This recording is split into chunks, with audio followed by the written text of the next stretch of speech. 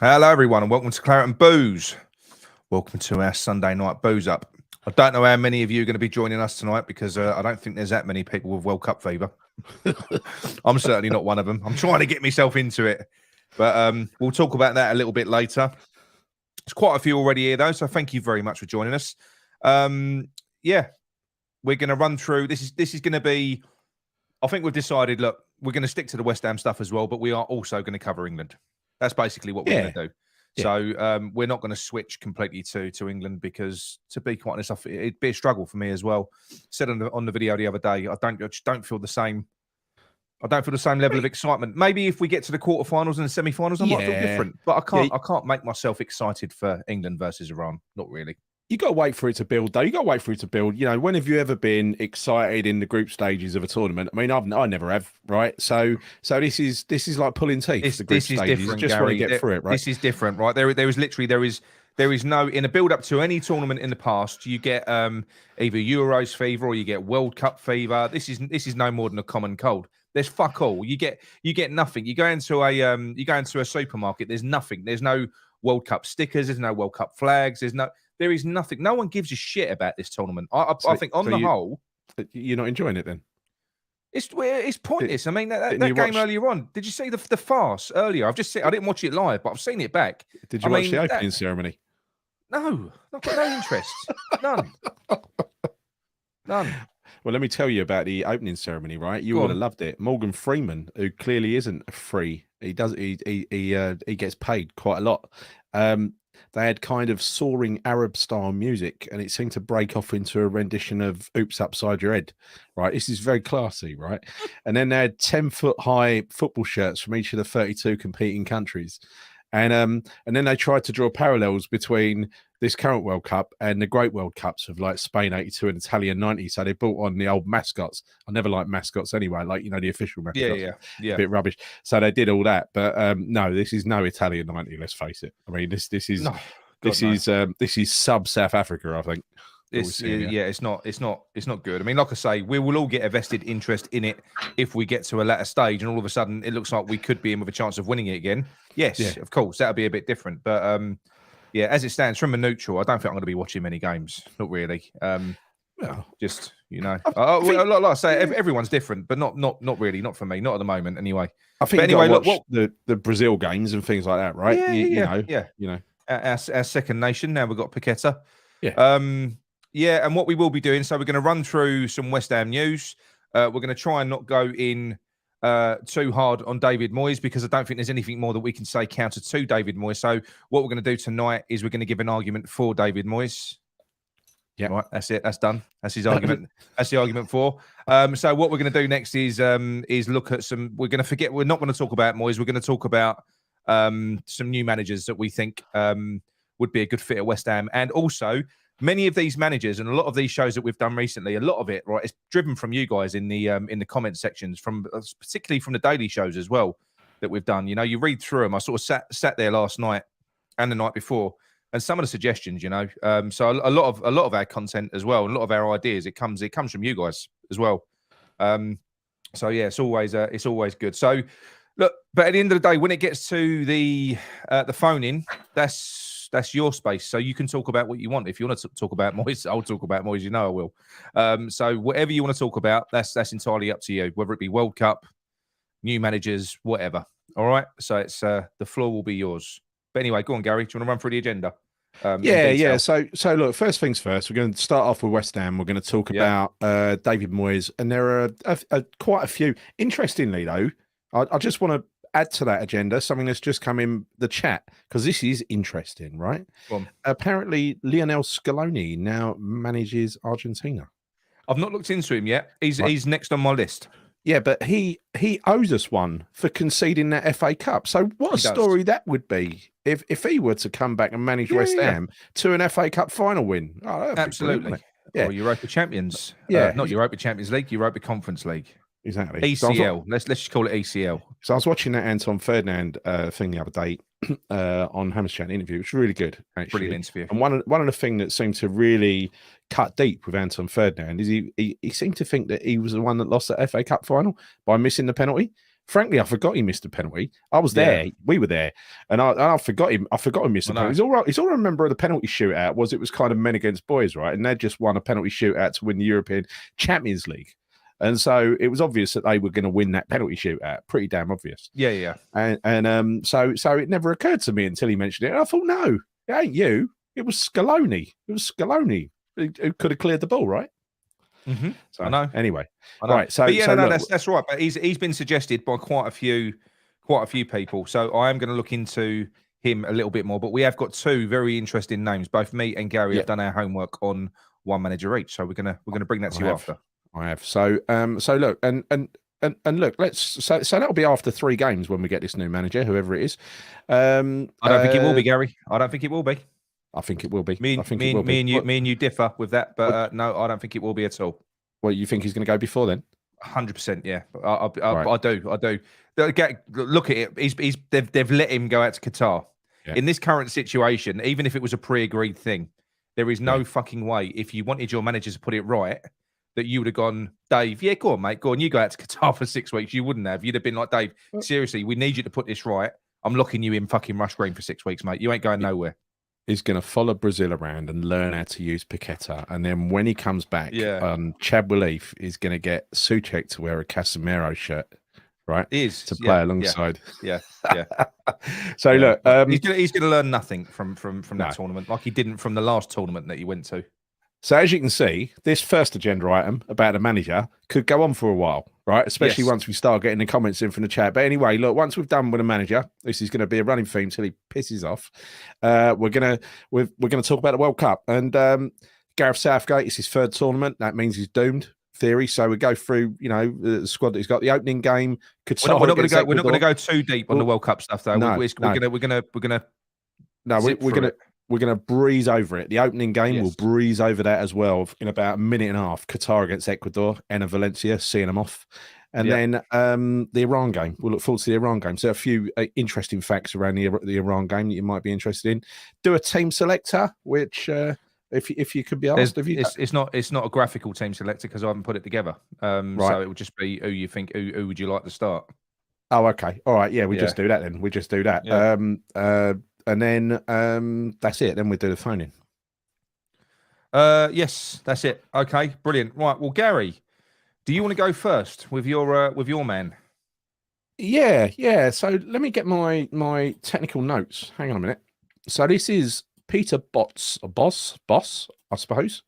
Peter Bosz. Peter Bosz. Yeah. Who is a Dutch coach. Who plays. Who manages Lyon, and he's also managed Ajax before. And this is a guy who's I don't recognise this, Nick. He's a manager who changes into different variants and different phases of the match with frequent and smooth transitions from 4-2-3-1 into 4-3-3. I've never seen that before. Have you ever seen that? That's two. Surely they're describing two separate games. David Moyes he's even better because he can transition formations, but we just look the same. It's amazing. But surely they're talking about two different games there. Surely not one manager you playing 2 styles in a single game. But anyway, look, the tactical style, the 4-2-3-1, it's a high press where the team tries to take control. His type of 4-2-3-1 should be a high press, yes. And pressing high up the pitch, and that's the kind of normal transition of play.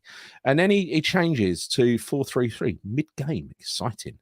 Where he goes, very, very, direct and starts up in the tempo, slowing it. He's a manager who's got, he seems to have all of the essential attributes that we need to take advantage of the players we've got. He also knows Paqueta, right?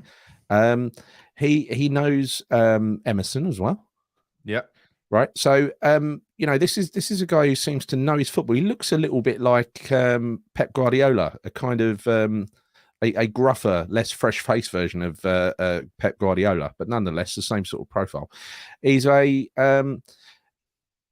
likes to play with 2 central defensive midfielders typically. So Rice would be right up his street, and Souček could be on the first plane out of there, I would imagine. No. 2 central defensive midfielders that can play football. Yeah. So he doesn't have any cloggers in his teams. He doesn't. No, he doesn't. So, in the offensive third of the field, both central midfielders must take an active part in the playmaking, with the task of passing the ball very fast or finding players in free space. Right.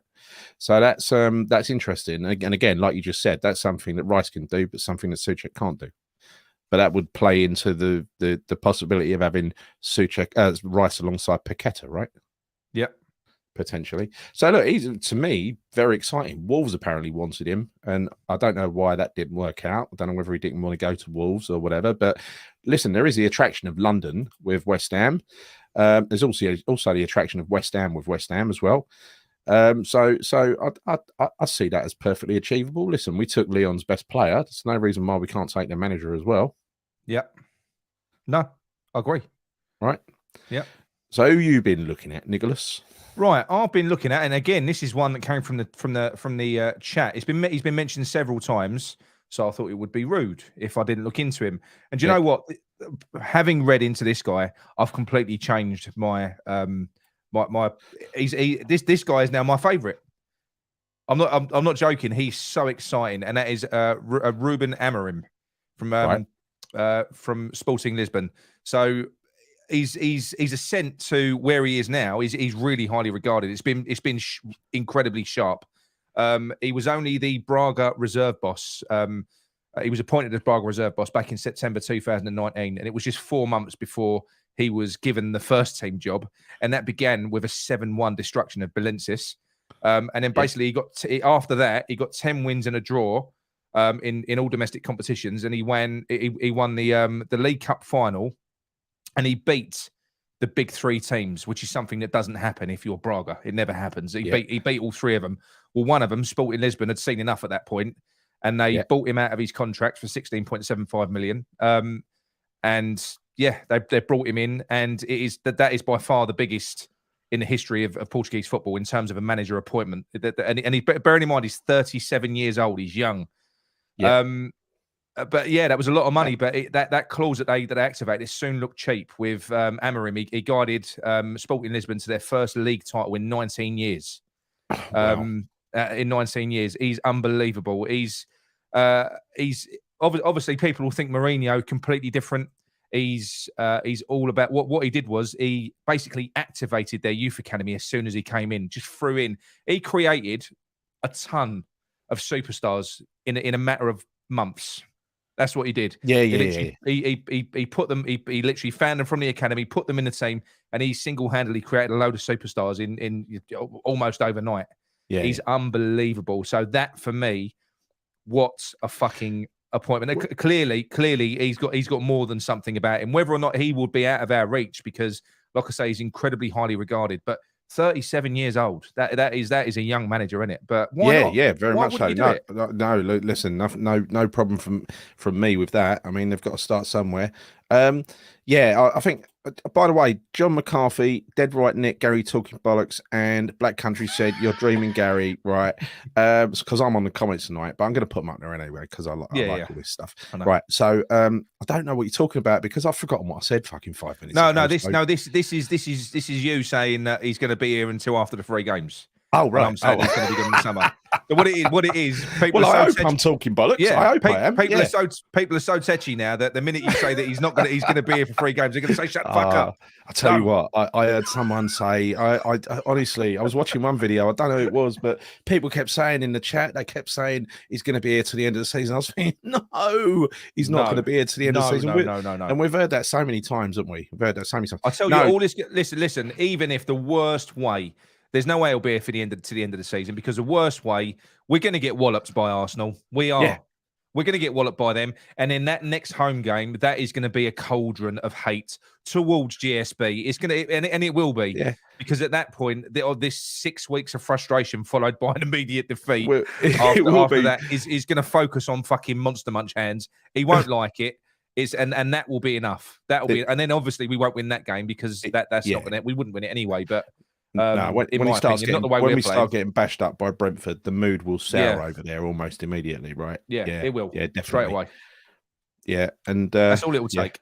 But I think it will happen before then. I can't, Gary. I can't allow myself for my own mental health No. I Listen, can't I agree allow with you. myself to believe that they are going to be so fucking stupid and do that. I can't allow myself to believe that. No. Part of me just I hope you're right. I hope he goes. Yeah. Part of me just says, look, showing no sign of going right. He's not even showing any urgency. He sent players on holiday for 2 weeks, which I'm not against, by the way, right? And he's gone over to the World Cup, so he's clearly in no panic or no rush, right? So and he's under no pressure from the board. He can still go and have a lovely holiday at the World Cup, where he can learn how to use his players properly, or at least one of them. But that's what I'm saying. All I can think, Gary, is that what's happened there is this was a pre-agreed thing.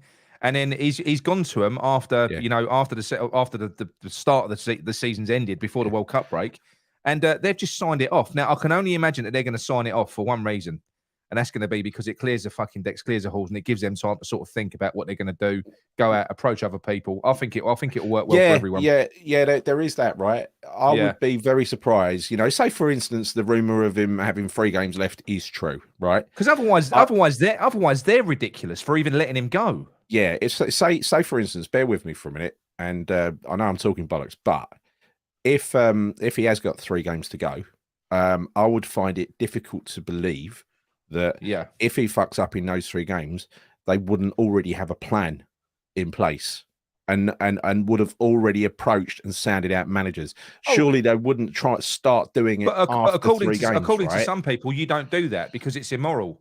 You don't go out and look at other managers and stuff like that until you got rid of this one, because it's and that's what I'm saying to you. It's bullshit. They are definitely 100% queuing up the next manager. Every single manager that we've sacked, if you go back, especially under Sullivan, and anyone that gets sacked, they get backed first before they get sacked. When you get backed, that's basically an acceptance that things aren't right, that things aren't right. That's all that is. And I think it's a matter of time. It's not if, it's when. No, I agree. Kent, according to Soccer Dyche is injured. Oh, Dyche, yeah. Gallardo. He would be good. He'd be amazing as well. That's what I mean. But that's what I'm saying to you. There's no excuse for it, Gary, because we've been through loads ourselves already, and we haven't even really looked into it that deep. There are so many managers out there. So many. Honestly, this is what Andy says here. This would have been my response. Honestly, if you got someone who's underperforming as badly as Moyes is at the moment, and after all the money he's spent and everything else, with a 6-week break, for him to not say that he's doing like all the other clubs and going on warm weather training, and warm weather training is very good for avoiding injuries and stuff like that, right? So you can train quite hard. And all the little niggles and strains you don't usually get. And 17 out of 20 teams apparently have gone out on warm weather training. We've sent our players on holiday for 2 weeks. Again, maybe they're going to be training while they're on holiday. But again, I don't have anything against that. It's a theory. It's a way of doing it, saying, all right, we're disappearing up our own arse. We're 1 point outside the relegation zone. Perhaps the lads need a break, right? So it is one way of looking at it. But the manager going to the World Cup, I just don't get it. In any walk of life, Gary, not even just football. Just say, like, with you, just say you've got a manager under you that's managing a team. There's a big project. That project is fucking failing. That bloke comes to you and says, "I'm just going to go and take 6 weeks off." Exactly. You'd get rid, wouldn't you? You'd get rid. You'd get rid of him. So and GSB won't pay what it takes to pry Amorim from Sporting. Yes, look, it's obviously not going to be cheap. When you look at what Sporting paid Braga, which was, like I say, 16.75 million euros, I think it was. So he's obviously going to have a decent chunky buyout clause. But look, this comes down to ambitions, and Aston Villa were heavily linked with him. He was going to Aston Villa, and basically they changed direction at the last minute because of the buyout clause. They went to Emery. They got Emery instead, but Emery's a good manager. But like I say, Amorim, for me, you've got to look at it from a business perspective as well. When they are running a business, they've just gone out. They've just spent 180 million on players. They've just experienced in the 2 years previous, 3 years previous, depreciating player values through this manager. There is nobody that devalues players like him. So if you have to go out and spend 20 million on a release clause and give him 10 million a year, fair enough. That's 30 million, whatever, 50, 60 million over 4 years, 5 years. But this is a player that could actually create superstars. He could increase values of players. He could make money for the club because you'll have a better position. And that's where the ambition comes in. You can't expect to get in someone like Sean Dyche, bless him. I'm not saying he wouldn't be a good fit. I'm not saying he wouldn't do a good job. But this guy, clearly, if we got him in, something exciting would happen, in my opinion. It would. Well, it's like all the teams around us are signing these kind of progressive managers who understand modern football. And, I was saying it tongue-in-cheek earlier about transitioning during a game, but we never see it, do we? And I don't think you'd see that under Dyche either, right? No. But you do see it. You do see it. It's commonplace with the likes of, Wolves, Brighton, all these other teams. And I know... Well, it's easier to count the teams that play like us and Spurs. Who else? Who else play this style of football? There aren't many. The league has changed. No, that's right. That's right. So the longer Moyes stays, the harder it gets to find a good manager. Yeah, of course. And if we get him, Nick, we'll end up with Ronaldo. I don't give a shit. I'll take him for 6 months. Won't bother me. I'd definitely take Ronaldo for 6 months. 6 months? Why not? Why wouldn't you? Yeah, exactly. But they'd never pay his wages, would they? £500,000 a week. Could you imagine that? Imagine them negotiations. He'd choke on his breakfast, wouldn't he? Can you imagine it? Right. So, what else we got here? Made Braga better, decent. Yeah. Right. So, look, before I can't go through all the comments, let's just talk about let's switch. Well, I think we've covered the manager now. Let's have a little bit of England, right? So, Gareth Southgate is on his third tournament, right? Yep. Now, historically, England managers, when they've got to their third tournament, they either haven't got to their third tournament because they've been sacked before, or when they've got to their third tournament, they've crashed and burned. There's one exception, and that was Bobby Robson in Italian 90. The press were massively on his back before that tournament. He signed for PSV, and they started calling him... He signed for PSV before the tournament, and the press were calling him a traitor. And he had so he went into the tournament basically with no pressure on him, nothing to lose. Got us to the semi-finals and nearly won it. That is the exception to the rule. And we all remember that great side in Italia 90. That's got to go down as my favourite World Cup ever, right? It was a fantastic World Cup. It was amazing. Takes me back to that bloke who sang Nessun Dorma on karaoke and embarrassed us all in Cyprus earlier in the year. Did you remember that? Yeah. He was impressive, to be fair, wasn't he? He was a bit too impressive for my liking. Didn't want to sing after him. Yeah. But anyway, look, he's chosen pretty much an all Premier League team. He's a lot of them come from the big five, if you like. City have 5 players there. Arsenal, Chelsea, Man U, and Newcastle, interestingly, have 3 each. The age is up. The average age is up 26.4 average age with 31 caps.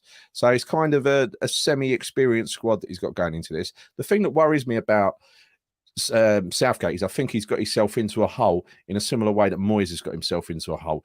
He's got favourite players and he sticks with them no matter what. And I think he's going to continue to do that, right? And that's what I think has started boring the pants off of England fans. And they've been getting some stick, haven't they, at Wembley and stuff like that. Yeah.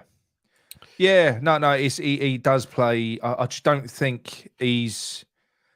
I mean, you can't ignore what he's done in the 2 previous tournaments, and there is an argument to say, a good argument to say, look, we had a very favourable path through into the latter stages of both of those competitions, and we did. Whenever we've come up against a powerhouse, we've struggled. It's just a fact. I don't think he fits this group of players that we've got. We've got, especially in an attacking sense. I don't think we're that great defensively, but in an attacking sense, we've got world-class players everywhere.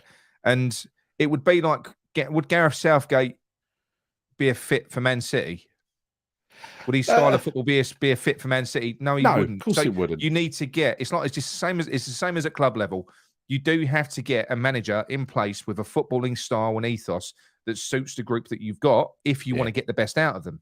I don't think we necessarily, as well as he's done, I think that this could be a little bit of a waste of a crop of players. I think we've got a great crop of players. And I think he should have gone after the Italy final, personally.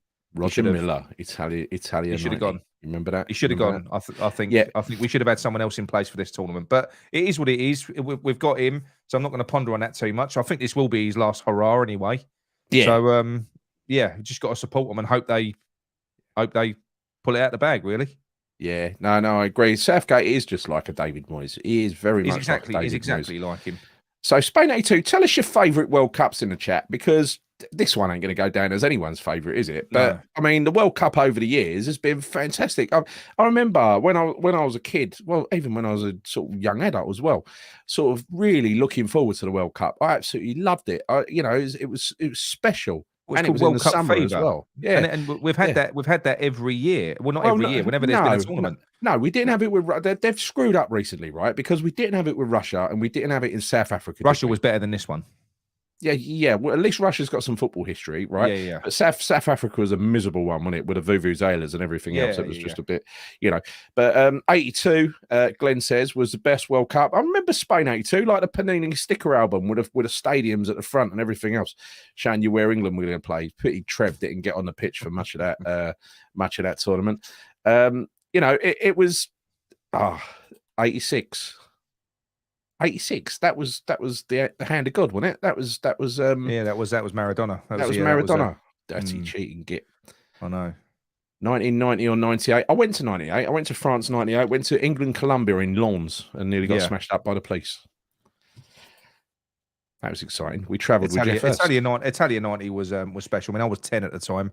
That was kind of and I was obsessed at that point with football, and I watched every minute of that tournament. I loved it, and that was iconic, wasn't it? Obviously, it was Pavarotti, but the music, whenever that came on, it just kind of got you in the mood, didn't it? It was class. It did.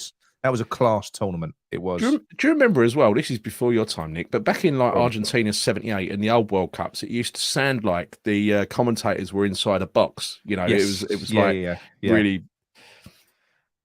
You don't get that anymore. It's all perfect. I know. It's like it sounded like the commentators are abroad. You know what I mean? So what's this? Beijing 2026 will be great. North Korea could be North Korea 2026. That absolute loon, that was it? Gianni. He's a fucking drip. Gianni Infantini, the FIFA head. He actually said, he came out and said, the next one of the future World Cup. I feel gay. Today I feel like I feel African. Today I feel like a cunt. Because that's what he's basically doing. He's an absolute idiot. Yeah, he was absolute prat. But he said that a future World Cup could be in North Korea in order to unify the world. Well, that worked well with Russia, didn't it? I know. Yeah. So I know. Yeah, I mean exactly. When I talk about the ones that you're at, 66 was the best for you. Oh, you're just lucky to have been there. That was 3 years before I come along. 82. USA 94. Eddie, you must be from the US. Was that the one where Diana Ross did that comical run up to the goal? Because there was the opening ceremonies that are always shit, right? Yeah. I think it was USA 94 where they set up a mock goal and Diana Ross was singing and she come running down the middle of the pitch and she had to kick this mock ball into this goal. And the idea was the ball hit the goal and the power of the shot would knock the goal over, right? And she fucking missed. But the goal still fell over. Staged. Yeah. But I tell you what, the Americans know how to put on a tournament and it was fun, right? They made it fun. It's always load of razzmatazz, isn't it? 78 as well. That was my very first Panini album. Argentina 78.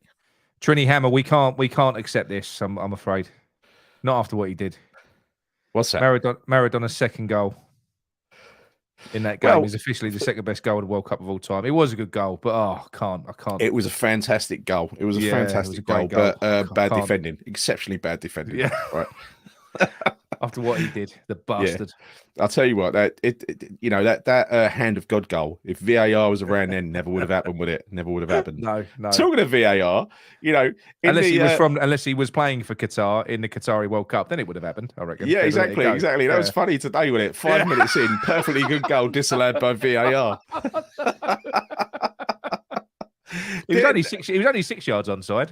I know. Didn't Valencia get in trouble? Yeah. Didn't he get chased around the stadium because the police were tracking him for because he didn't pay his child maintenance? So they chased him around the stadium. That's got to be bollocks. No, it's true. It's true. They chased him around the stadium. It's got to be. I saw it on Twitter. Because he's got a 13 grand child support bill that ain't been paid. Oh, Euro 96. That was probably, that was amazing. I was going to say that. I love Euro 96. A brilliant tournament. A brilliant tournament. I do think it's coming home should have been left. I'm 16 years old. I know it's coming home. Should have been left at that tournament, though, shouldn't it? Yeah, Right. yeah, it should have. Yeah, it's been Fucking hell, killed. they've rehashed it. But Well, that I was, think they've well and truly killed it in this tournament. Did you see the video? You saw the video, didn't you? oh no, what describe it? Go on.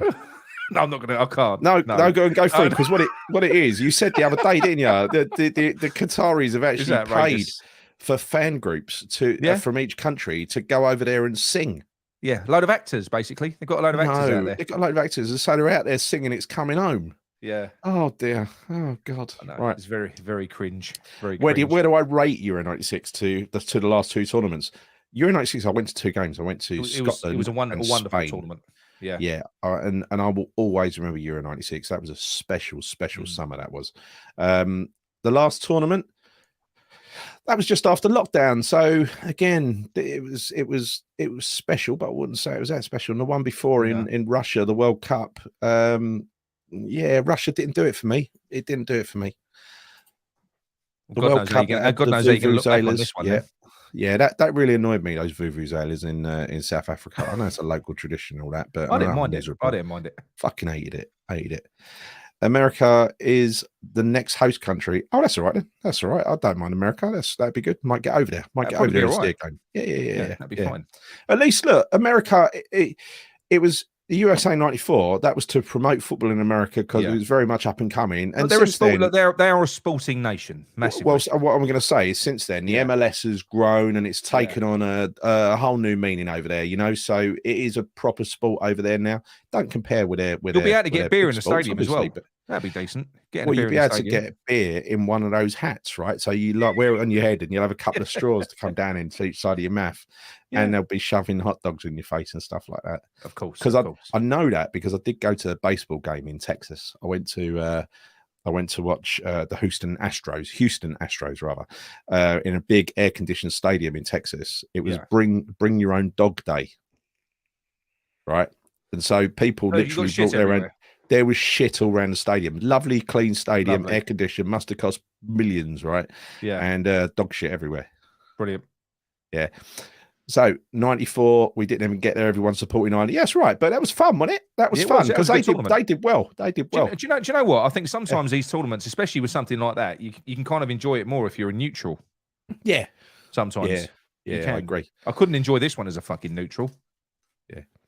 No way. Boise, Jonathan Boyce. As a German fan, beating Brazil by 7 and winning the World Cup was nice. Oh. Yeah, I can imagine that was. I really felt for Brazil there, though. That must have been so embarrassing in their own backyard. It was, but it was brutal, wasn't it? Yeah, absolutely brutal. Yeah. Valencia's story is true. There's video footage of his escape. He had it on his toes. I blame the officials for the hand of God goal. Maradona tried. Yeah, it was clear. Look, we all knew it was handball, even on dusty old televisions that we used to watch then. It was clearly handball, wasn't it? Watching Ronaldo in '98 and '02 was pretty special. The original Ronaldo, you mean? Yes, not the shiny one. The original. I'll tell you what. That's people talk about the best in the world, and forget the stats. If you could sign prime original Ronaldo or this Ronaldo in their prime, which one would you sign in the chat? Ooh, would it be interesting? That's you know, I know Ronaldo was probably the original Ronaldo. Was probably more of an out-and-out striker. But which one would you sign? Because for me, I would sign the original one. I think he was different. He was a different beast. Take another choice as well because these videos keep popping up on my Twitter feed. Right, is highlights of Ronaldinho in his prime. Yeah, he was obscene, wasn't he? Yeah, I know, but he was world class. But you'd liken Ronaldinho to Messi, I would say, as opposed to yeah. You know, I think the two Ronaldos are speed freaks, aren't they? So Jonathan Boyce don't think the Germans will make it out of the group this year. Is that because of Kehrer? Are you blaming Kehrer already, Jonathan? That's a bit unfair. Why was the Valencia goal offside? Because it was. That's all they're saying. That's just offside. But going back to that last comment, though, I don't think that is the case because I think that the last few years, the likes of Spain and Germany, I think they've been going through a transition, which has helped England. Yeah. It's helped us sort of progress in these competitions. I think they've got new crops of players now. I think you're going to start seeing more from these nations now. So the thing is, we kind of we've been seeing that in the last 2 years. This has been our new team that have come through in the last two tournaments. Not the last 2 years, the last two tournaments. But I think that I'm expecting more from Spain and Germany in this one. What's this? A daily fan tent costs 177 quid a day, and you get a I little saw padlock it. for the zip. I saw it. That? What's that? Oh, have you not seen it? So in No. the fan in the fan zone, which is basically where they're housing people, they're like little one-man gazebos, plastic gazebos. You get a little fan in there, and they was interviewing people outside, and they said literally as soon as the sun comes up, you can't be inside one at all. Yeah, because it's like it's thick plastic. Even it's winter, it's 35 degrees now, isn't it? Yeah. Right. They said you can't be inside one. So yeah, they're housing people for £177 a day. Oh my God. In a little one man. It's like it looks like a little one man 2x maybe a 3x3 meter gazebo. God. Yeah. Not good. Schumacher taking out Battison in '82. The worst challenge in World Cup history. I do remember that. Schumacher, that was filth, wasn't it? That was filth. Yeah, I do remember that. I don't remember a footballer called Schumacher. Schumacher was a keeper for Germany. Right. For Germany. Oh, right, okay. Yeah, they got them. Oh, yeah, right. 15 minutes, and Nick hasn't mentioned Moyes. You joined late, Mandy. After Cameroon team taking out Claudio Canija. Yeah. So look, let's talk about. Let's have enough comments a minute. Let's talk briefly. Let's move on and talk about the opening game that happened today. Right, Ecuador beat Qatar 2-0. On to the next item. It was very. No, it's been mentioned a few times. They are shit. I've watched the extended highlights. They were shocking. They are a terrible team. You know, up and coming team. No amount of Qatari money can buy a lot, but it can't buy talent. Unfortunately, it can't. Ecuador fans were singing "We want beer, we want beer," right? And you know the universal sign for money. That right? There was a bloke who stood up in front of the Qatari. Oh, that was Mongi. Mongi. Yeah. His name was Mongi. Standing there like that. Yeah, he had Mongi on the back of his shirt. They were going ballistic at him when they did you see it? It's funny. Yeah. So I wonder how his body's going to get found later. You know. Yeah, natural causes. Yeah. Died of natural causes. Enna Valencia had a goal disallowed VAR after 5 minutes. Went on to score 2 more. Well done, Enna. Well done. Well done. It's good to have an ex-West Ham. I said that second goal was good, wasn't it? That was a proper good goal. Yeah, he looks like he's still got it. I'm surprised we let him go, you know. I know. He clearly, you know, run into money troubles, didn't he? Yeah. So look, that's it really. Qatar versus Ecuador, a massive game. Should have been 3-0. It was never an offside. Qatar are rubbish. They'll be knocked out in the group stage, bottom with no points and no goals. Yeah. So let's talk about the Iran game, right? Yep. The Iran game. So massive game. Good facts on this, haven't you? Massive game for England tomorrow, right? Yeah, who to watch, who to look out for in the Iranian team. First of all, their keeper. Where's he gone? I'm going to try and pronounce it. Alireza Berenvand. Well, whatever. Anyway, he played for a Tehran-based side. He was born a nomad, and he then became a shepherd. And then he started playing kind of local football around the area. And then he got involved in this competition, in this kind of sport, a local sport that involved throwing stones over a really long distance, right? And it transpired that skill translated itself onto the football pitch. And he's a goalkeeper now. And he holds the world record for the longest throw by a goalkeeper at 62.26 meters. So something to look out for. Excellent distribution from the keeper. Their right back is their left back is rubbish. He's past it, so we get some joy down the wings there. They've got Carlos Queiroz, you know, the old Man United assistant to Alex Ferguson. He's a very, very pragmatic David Moyes style manager who likes the 4-2-3-1. A lot of energy in midfield. There's one of their midfielders covered 13 kilometers recently against the African champion Senegal. These are a very well-drilled team, and they're going to be difficult to break down. But there's no reason why England, man for man, you know, their best player, their star, is he plays for Hull City, and he is injured at the moment, right? So he's likely to miss the game. I ain't going to try and pronounce his name. He's got far too many syllables, right?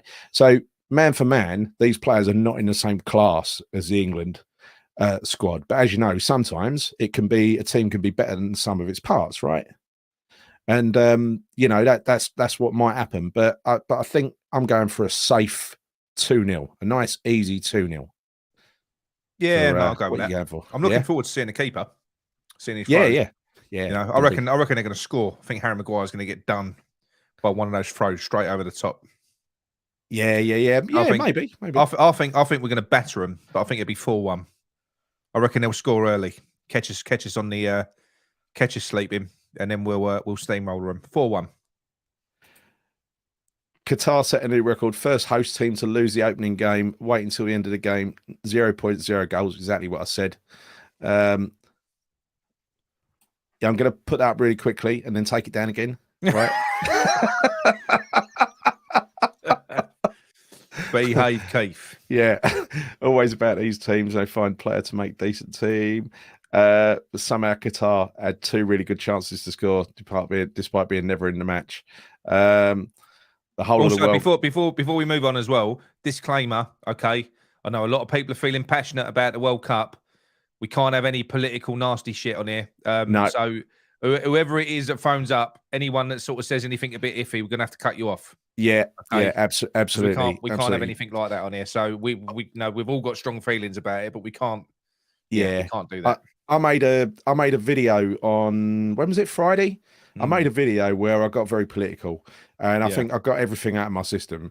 So I mean, that's my fault. So I ain't going to repeat on this. Yeah. So look, let's see what people think. 2-0 England from Andy. Iran be tight and may frustrate England. Yeah, they will frustrate us, but we've got the talent to unpick them. Maguire really can't start. He will start. He'll 100% he'll start. Yeah. Iran have gone to pieces since they got rid of Khashoggi. Oh, God. I don't know whether that's a joke or not. I don't know. It's not a joke. Oh, right, okay. No.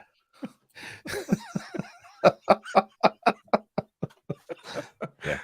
But right, okay. So it wasn't Iran. It was the Saudis, wasn't it? It was the Saudis that did that, wasn't it? I don't know. Oh, that was a journalist, wasn't it? Yeah. That was the Saudis. That was the Saudis. Yeah, it was the Saudis. Yeah. That's why I didn't link the two. Yeah. Right. Okay.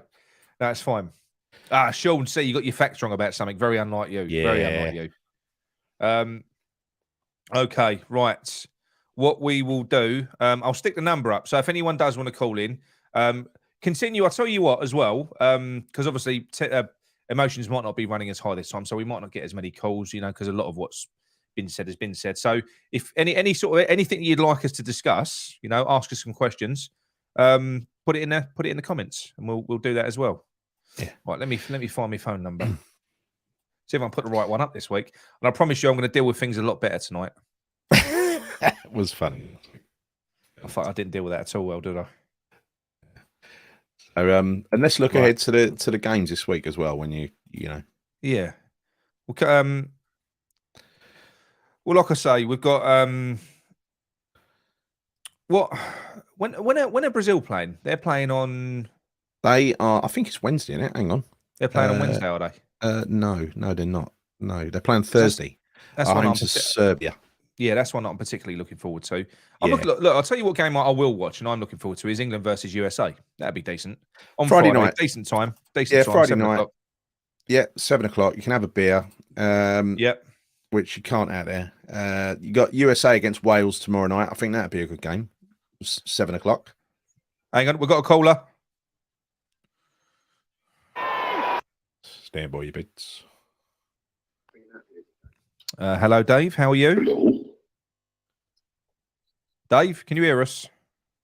Yeah, I can hear you, mate. Oh, good stuff, mate. Good stuff. How are you? I'm bored, mate. And all this World Cup talk's just sending me suicidal, mate. I know. Sucking the life out of you.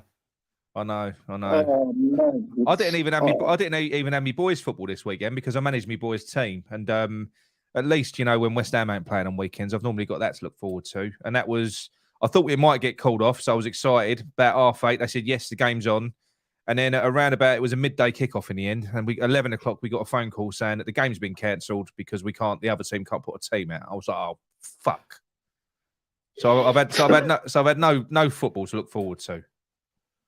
Well, I was supposed to go and watch my great nephew play this morning for like his under nines team. And my legs were a bit iffy, so I couldn't go. So that's my football shot. Oh. And to be fair, the football would have been a lot better at that game than anything we're going to see in the next 4 weeks. I know. How bad were Qatar? Honestly, they were an awful team. I didn't watch it, mate. I won't watch any of it. It's not interesting. Yeah, I don't know. Listen, I'm going to force myself to get a little bit excited. It takes effort with something like this, though. It takes effort. You've got to expose yourself to it, and you got to really, I felt like this about the last several World Cups. It ain't even just because it's in Qatar. It's just that I found them all a little bit dull, especially the group stages. But if you watch them, I think once you start watching Brazil, that usually cheers me up. See, it's I think tomorrow. What's happening tomorrow? We've got England, Iran, USA, Wales. Tuesday, Argentina against Saudis. I like watching Argentina. Mexico against Poland. You got France playing Australia on Tuesday as well.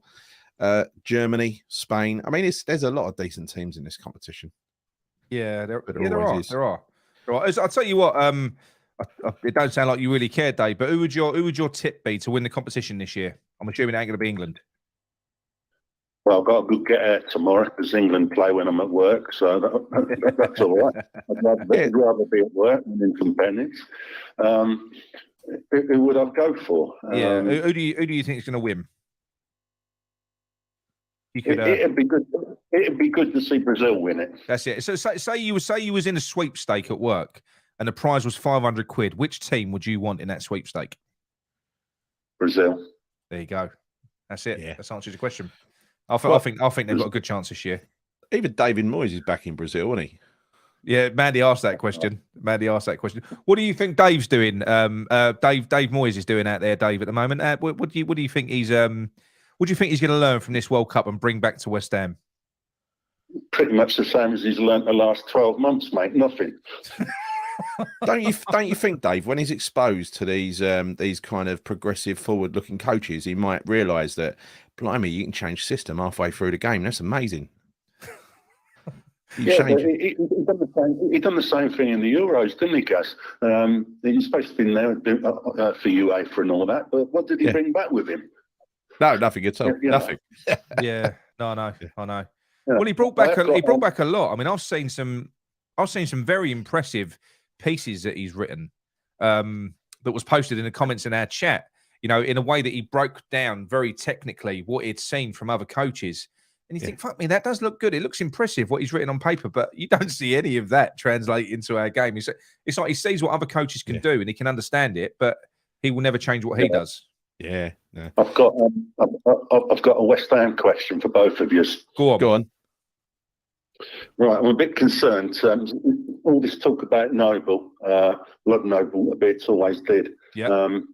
But he seems a bit too pally with David Moyes for my liking, and I think if anything's going to keep him at the club, it's going to be Noble. Yeah. I mean, go on, Gary. You go. Go on. I don't think Noble has the power to keep him at the club. I think Noble is the go-between between the manager and the board. If anything, it's like they're setting up a model that could be used post Moyes, right? Yeah. As that kind of occurred to me as soon as they put him in post. I don't think Noble will have any say in the matter. I think Moyes will be writing his own death certificate when. Assume those 3 games. Assume that's true. That rumor, right? When we lose those 3 games, or when we lose the first 2, he's done, isn't he? He's done.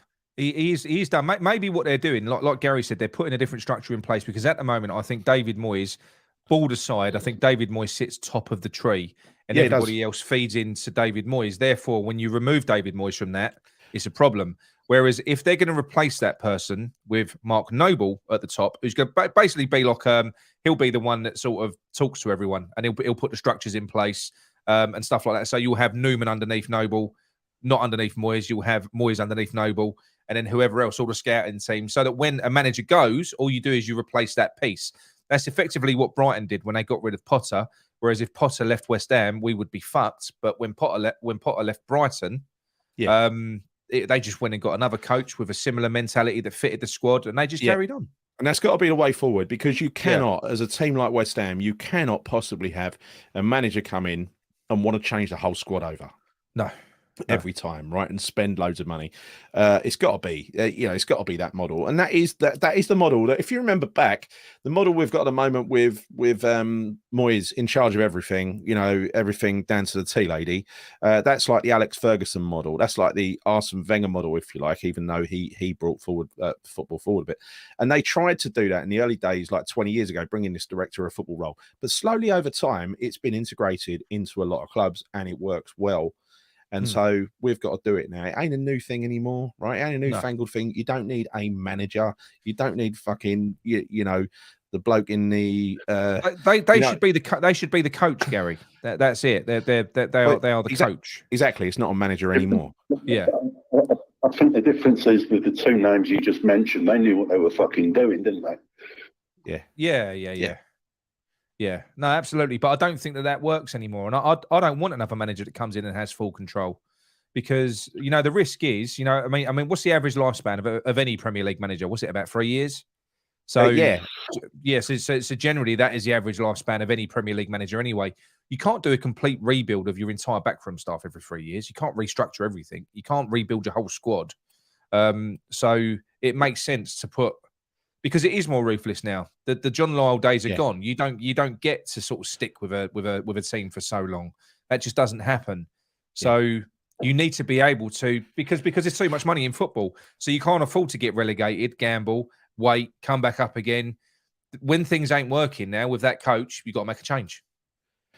So it's the way it works. Were the first one to bring this model in, weren't they? Yeah, they were. Yeah. A lot of people are doing this. But they're a little bit different. And if there's one credit, if there is credit that I will give Golden Sullivan, is we are way different to Southampton. Southampton sell their crown jewels every fucking summer. So Hasenhüttl had the worst job, because every year he's getting his best players sold on. He's got to try and rebuild all the time. I will say, if anything, it's probably a bit of a criticism. I think sometimes we hang on to players too long. For instance, Diop, we should have sold him in his pomp. Yeah. Maybe Bowen. Maybe Bowen. Million. We should have sold him when we could have got 50, 60 million for him. I can't see that value coming back up again. Souček. Another one. Yeah, I agree. These players, they come in, we elevate their value, and then we wait for them to turn a little bit shit, and then sell them. Southampton, as soon as the player hits the heights, it's like, right, who wants to buy him? Off you go. See you later. We buy another one. So I think, selling your crown jewels. I think crown jewels applies to the likes of Declan Rice. I don't think it applies to all the others, right? And part of that is our fault as fans, because when Diangana got sold, we all went mad. Yeah, and everyone's kicking off, right? Everyone's kicking off. And I think had we sold, and when you think about it, right, 25 million for Diangana? What a ridiculous fee we got for him. I know. That was amazing business, really. Yeah. 18, wasn't it? It was at 18, but that's still a lot of money. But generically, West Ham fans did go fucking nuts. They weren't happy. Well, what do you reckon? We don't like our players being sold. What do you two reckon? I don't think it was so much the player that we got rid of, because we hadn't really seen him, to be fair. No. He was promising. He was a promising player, wasn't he? Yeah. But it was the principle of the thing, really, wasn't it? Yes. I suppose. Would you take Dyche? Would you take Dyche? I was just going to mention Dyche, actually, because I just saw it in the chat. And the thing is with Dyche, he ain't frightened to put two up front. No. He ain't frightened to play with wingers and bang balls in the box. And I think if we play with that sort of attitude and that style, I think we'd be a much better side.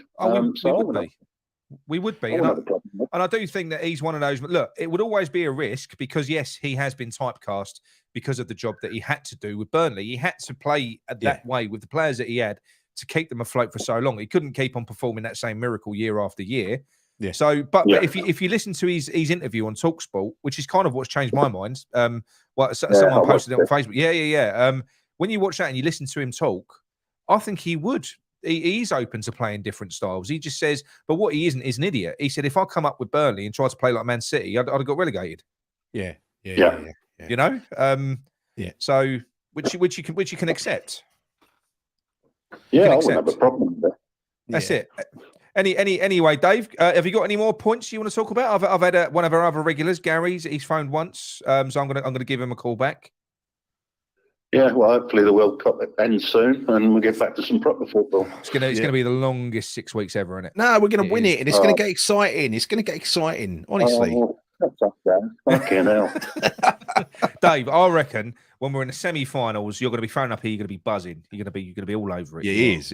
It's going to be. So will I. Me and you. We're going to be really happy with Southgate. Nick will be going, get Southgate in at West Ham. That's what. Oh, fucking going. Never. Imagine that.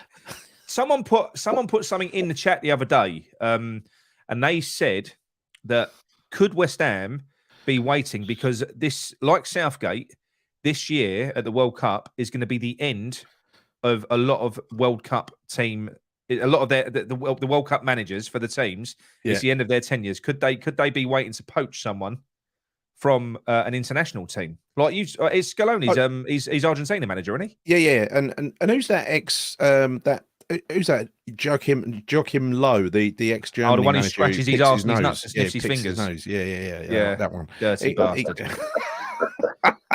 Dirty fucker. He does as well, doesn't he? He does, yeah. You saw the slow motion of it, didn't you? Oh, that smells good. Yeah.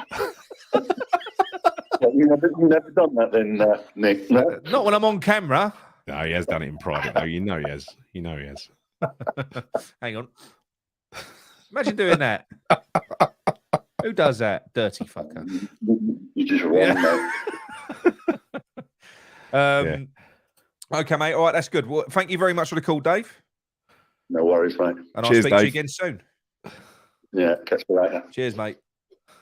I've just figured out how to turn call waiting off, Gary, so I won't get any more. Oh, brilliant. I won't get flustered anymore. Right, let's put the number back. I'll tell you what, let me phone Gary back first before I put the number back up. 1 minute. Deschamps has often dropped. Gary Bickley. Hello, Gary. Please leave your name and number and a short message. Oh, Gary's trying to phone back in. He's trying to phone back in. Shall I wait? Yeah, good. Wait for him. I'll wait to see if he... Take Dave on the line off as well. Okay. Right, go on, Gary. Be quick. Low is a great Low manager. is a great... That's he's why been I out... said it. Yeah. Here he is. Gary, C&B Romford. Hang on. Hello, Nick. How are you? Hello, Gary. How are you? Yeah, all right. All right, Gary. How about you, Gary? You okay? I'm good, Yes, thanks. Okay. Yeah. I've been watching the show. A couple of things. First of all, in England, very quickly. I think the World Cup format, would you think it'd be better if they scrapped the group stages completely, just went straight from a knockout, 32 teams, drawn out the hat, none of this seeding, you're playing the next round, drawn out the hat, would have a lot more excitement, wouldn't it? Straight away, Straight from the off. You'd be on a nice edge. Yeah. And I'd go for that. Champions League, I always think with the Champions League the same. When you had the European Cup years ago, there was no groups. You was in a knockout. Every game means, you're on a knife edge. You can be in and out, and that's it. And I think it would be a lot more exciting because, like a lot of people, think we do progress out the groups, which we should do. Then maybe we'll start, getting into it a bit more.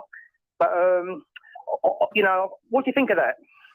Yeah, it's the only time you pay attention, isn't it? I think I think it'd be interesting. The only thing is, the reason they won't do that is because they won't risk the powerhouse nations going out in the first game, because obviously that's where all the a lot of commercial revenue comes from and everything else. So they want to keep as many teams in the competition for as long as possible and long it out basically. Whereas if every day you're getting a country sent home, it's also attendance at tournaments as well.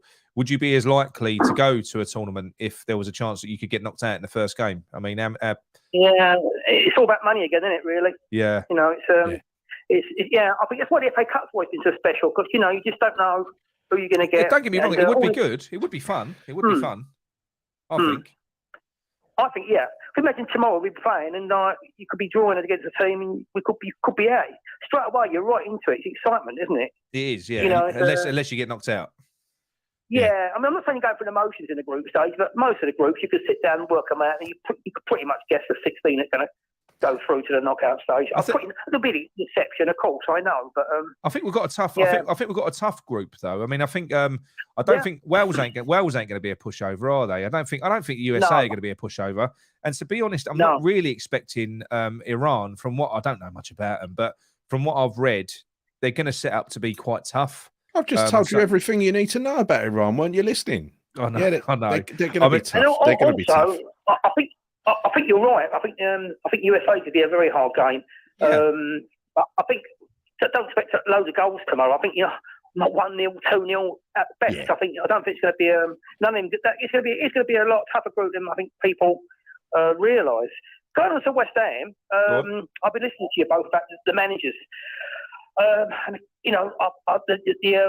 the manager from Portugal, he does sound. He fits a bill, doesn't he? Amorim, my God, I can't believe I've never looked at him before. No, but the thing is, we've got to get this right because, I keep hearing Storm Daesh. And I know there's one or two things you could say. Gary was saying about he played two up top, which is good. But I think. Oh, hello. Oh, have we lost him? I'm still here. Yes, I'm still here. Yeah, I think the trouble is, Paqueta, Scamacca.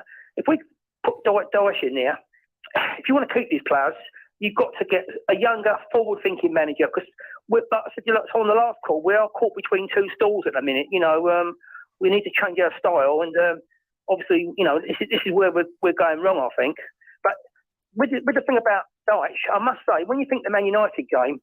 And how inept we've been this season. But when you watch that United game, the last 20 minutes, we threw the kitchen sink on. We look a good side going forward. I think Antonio came on. But I think the thing with England, with West Ham, they've got to maybe either go with 4-3. If we go 4-3-3, they've got to leave Suchik out. They've got to play Downs, Rice, Paqueta, and then Benny one side, Antonio the other side with Scamacca. That's the team it's got to be. Or bring in Fornals in number 10, leave Downs out, play Paqueta alongside Rice, with Fornals as a number 10, with the other three I mentioned up front. And I think that is about as good as we can get in terms of everyone being available. And then you've got other players, Bowen, Cornet, coming off the bench. But like I say, we've got to get this right because if we get the wrong manager in, there's this Paqueta, Scamacca, Rice, all these players are going to look at this and think, I think they'd be a bit underwhelmed by it all, I just would like I think we're all conditioned to watch a team that lines up, starts a game in a certain way and stays that way throughout the 90 minutes and then occasionally goes for it with 15 minutes to go. That ain't the way modern football should happen, right? Modern football, the manager's supposed to take notice of what the opposition does and how they line up, and he's supposed to, come up with a system that allows him to compete with the opposition. And if it's not working, you change the system mid-game. You sometimes change the system 2 or 3 times mid-game. You sometimes take on substitutes, some of your 5 substitutes. John McCarthy, I got your text. Yeah, you sometimes use your 5 substitutes to change the game as well. You do it effectively. You don't just swap out one part for one. So I think we've all become conditioned to this fucking, this old style of inflexible football, and we don't have to be. So bring another manager in, and then perhaps we don't have to have these conversations. What you just mentioned, all those different formations, that could all happen in one game. Yes. I know, right? Yeah. I think I really, like I say, with France and West Ham, I think the general consensus amongst the fans when I watch the shows, your shows and other shows, West Ham Chat, Abbott Network, I think the thing is, I think we've had 2 years of a certain style of football, and I think if we'd have been still having the same success, I don't think you'd be obviously getting this. Any club, most teams will put up with it to a point. But I think now it's gone wrong. Then obviously, I think you get the impression now the fans want to see a bit more progressive football. Particularly Nick. I do. I know. I know what you mean, mate. I'm with you on this one. And at the end of the day, I don't want to Moyes going on leaving on a bad books. But he has brought the club forward. You can't deny that. He's made us from one of the make the numbers up to a top 6, 7 side the last 2 seasons. Yeah. And this is another thing. He's a victim of his own success. The fans now have got used to sitting with the big boys on the table. And, they want to go back to how it was. I think this is the trouble. But like I say, you just wish you knew what the board were thinking. I just think they are. I mean, I had a bit of a debate with Trojane in the chat tonight, but because Troj is sometimes quite sort of dismissive of any talk of Poch and Tuchel, and I think I kind of got a feel for why, because he he's got this thing in his mind now where he kind of doesn't think that, and I think a lot of West Ham fans feel the same, and I get it. And I just think he doesn't feel that we can do any better than David Moyes, because he doesn't think we're ambitious. He doesn't think that the club are ambitious enough at board level, even though we've gone out and we spent 180 million. He doesn't feel that. He used January, the January transfer window, as an example. My response was, well, that wasn't the board. They proved in the summer that there was funds available. David Moyes came out and took full responsibility for that. That was him. So yes, that was small time, what happened in the January transfer window, but that was the manager. Like I said, Moyes is a small time manager. He is. We had an opportunity there. I mean, can you imagine if we'd have strengthened in that January transfer window? Oh, mate, don't get me going. Mate, we'd have been top four. We would have got top four. Yeah. We would have. I'll tell you what. In 5 years' time, or 10 years' time, you'll look back at that window, and that was a key moment in our club's history. It really was. I mean, I know everyone was wound up about it. It was so important, and we got it so wrong.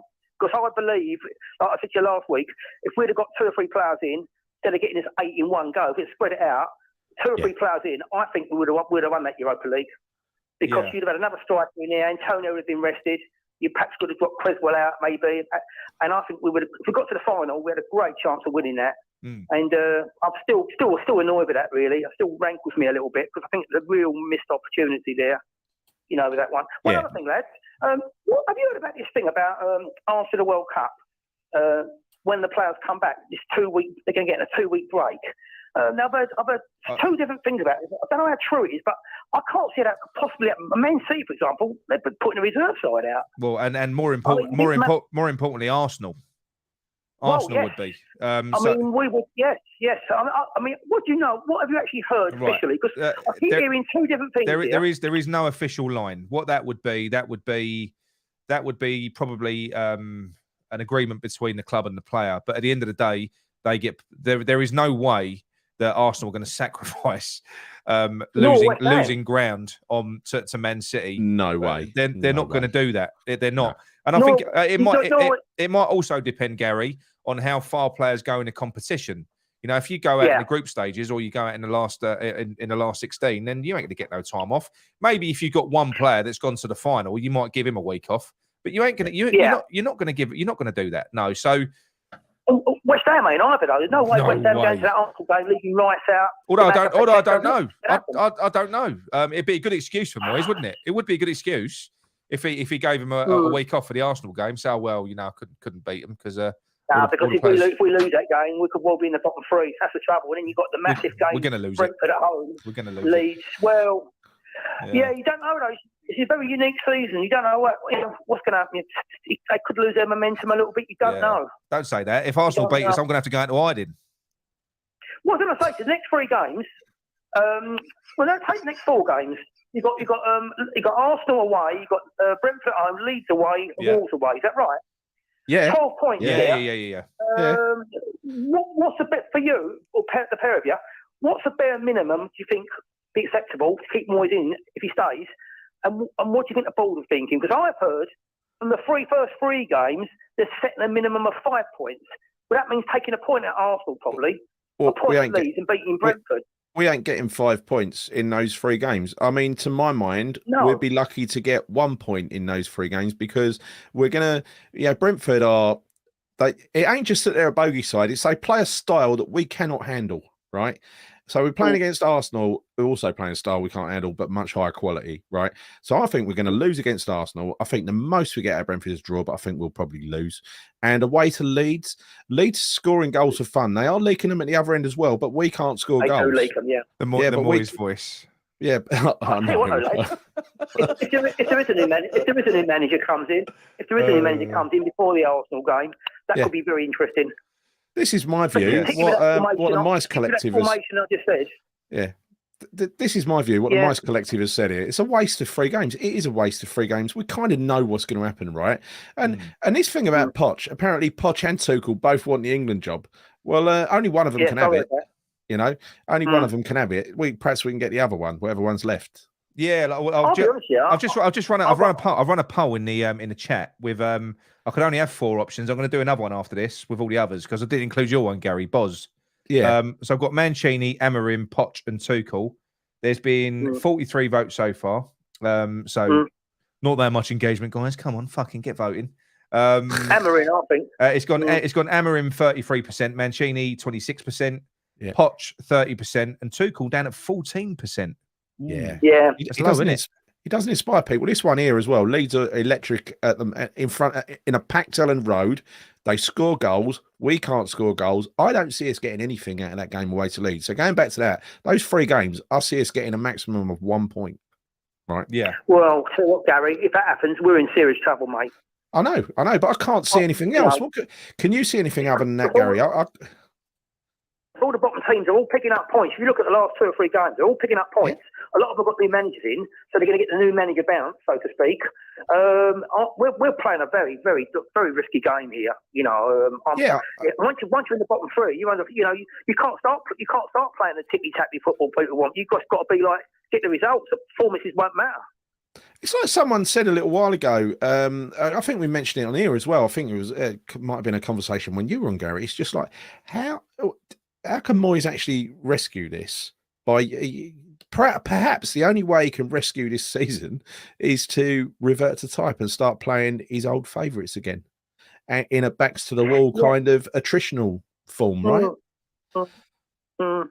Well, I had about 2 or 3 weeks ago, I heard Nick talking to someone, and someone said the best one to get us out of it is Moyes. And Nick responded and said, well, no, it's different to when you're coming in, to when you're already there. But obviously, he would, if he stays, he's got more excuse to play defensive football. Because it's going to, let's be honest, lads, if we get the next 3 games and get 1 point and next 9, you can forget about playing attacking football. It's just about staying in the Premier League and getting a result. Yeah. How many do you think we're going to get? Realistically, how many do you think we're going to get, Gary, out of those 3 games?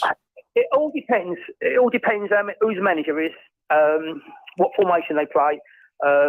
I want to see likes of Bowen and Souček left out for the Arsenal game. I want to see that midfield of Paqueta, Rice, and Fornals in midfield, and then Benny, Antonio. Because Antonio, when he's wide, what people forget of Antonio, if he's going against fullbacks rather than centre half, he'd be absolutely bullying them. And he's a very good cross of the ball, Antonio. He makes a lot of goals, Yeah, I know. He is. He hasn't got to be done. You can play Samaka down the middle, and also you can have Samaka dropping off like Kane does, and Antonio running on beyond him. And I think that would really work. Yeah, no, I think so. I just don't think you're going to see anything different. In fact, I think what we could see happen, because I think in David Moyes' mind, I think he's back in his utopia again, where David Moyes thinks that he can go back to basics. And I think he'll think that that's acceptable. And it won't be. Because if David Moyes drops all of the new players, reverts back to his existing system, and we lose to Arsenal, we scrape a 1-0 home win after a shit performance against Brentford, and we scrape something away to Leeds, that is not acceptable. That's a failure. Yeah. That is still a failure because he's basically discarding all of the new players and this new idea. So what does that say? Does that say, this didn't work with this batch, we'll bin this lot and we'll go again? That scenario ain't going to happen. What about getting in El Loco, Marcelo Bielsa? Love Bielsa. Listen, I love Bielsa at Leeds. I love Bielsa. They became my second team, actually. I used to watch him in the Championship, and they missed out that first year. But he was totally unique. There's no manager like him. But the only thing is, lads, you think at the end of his reign, they were getting battered 5, 6, 7. Oh, yeah. The one thing we're not used to at West Ham under Moyes, the one thing I will say for him, we don't get thrashed by anybody. Them days are gone, going away from home and getting beaten 4 or 5-0. Which it doesn't happen. Even the top team, you see odd goal. But it's the defensive side of him with Bielsa.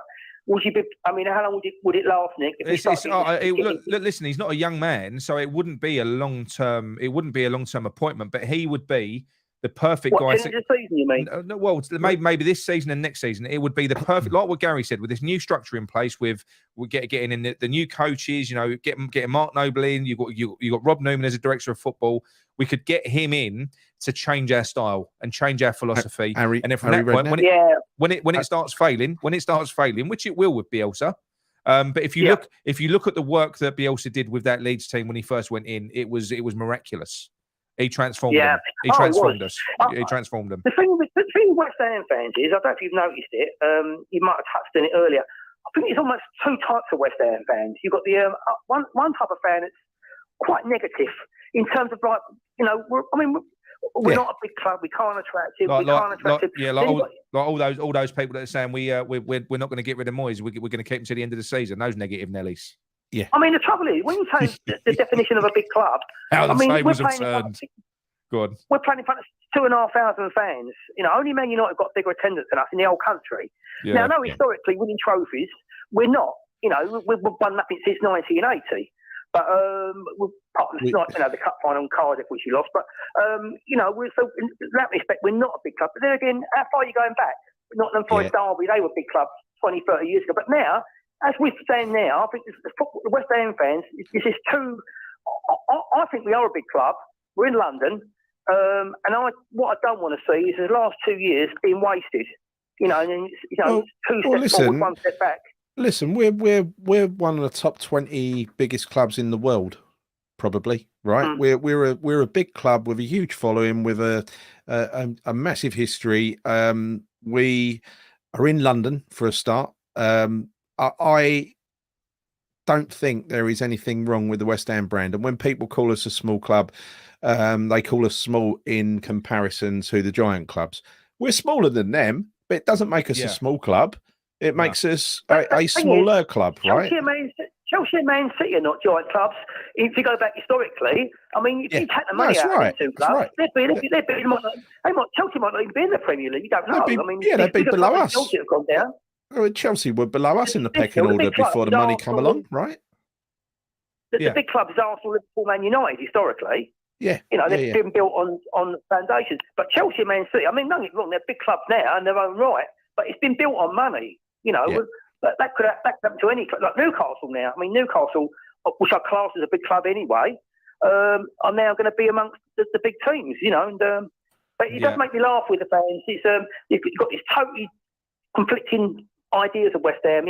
Some people we should be challenging the top four, top six. I think that's where it stems from, Gary. I think people think we're lucky to have Moyes, because I think that there is still that kind of almost that acceptance that we are still little old West Ham. We ain't little old West Ham anymore. We ain't. We just spent 180 million. And I'm going to say it again for the 118th time. That is the third highest amount spent by any club in world football in the summer. Who would you take? Who would you take? Give you a choice. I'll give you a choice. There's some comments in the chat, right? I'll give you a choice. Bielsa or Harry Redknapp until the end of the season. I'll Bielsa. Yeah, I think Redknapp's too old now. I think Redknapp's too old.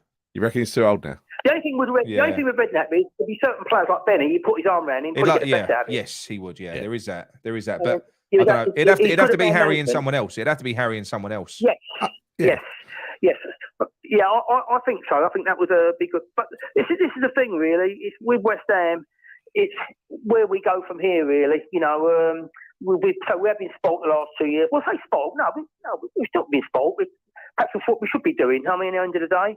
But I want us to win the conference this year, which wins us a trophy and gets us back in Europe next year. And I suppose, not being funny, start of the season, a lot of fans are saying I'll take 16th and the conference. So in that respect, that could still be on. Yeah. I mean, if we stay out in the day. I'll tell you what, I would as well. But what I don't want to see is a relegation battle, right? I don't mind finishing bottom half of the table, but I don't want to be under pressure that we're going to get relegated all the way to. I hated those days. Look, you make the most of it when you get relegated. You're in a championship, right? You make the most of it when you're down there and you have quite a good time. But I don't aspire to it. I honestly don't. I've heard some fans say we're not in a relegation scrap yet because obviously the season's a bit different. Yes, we are. Under Moyes, we are 100% in a relegation scrap. Under Moyes, we are. So how many games in now? So if we take the next 3 games, that's half a season. That's half a season. That's half a season gone. Yeah. So if we take 1 point for the next 9, I'd like to see what they say in the chat.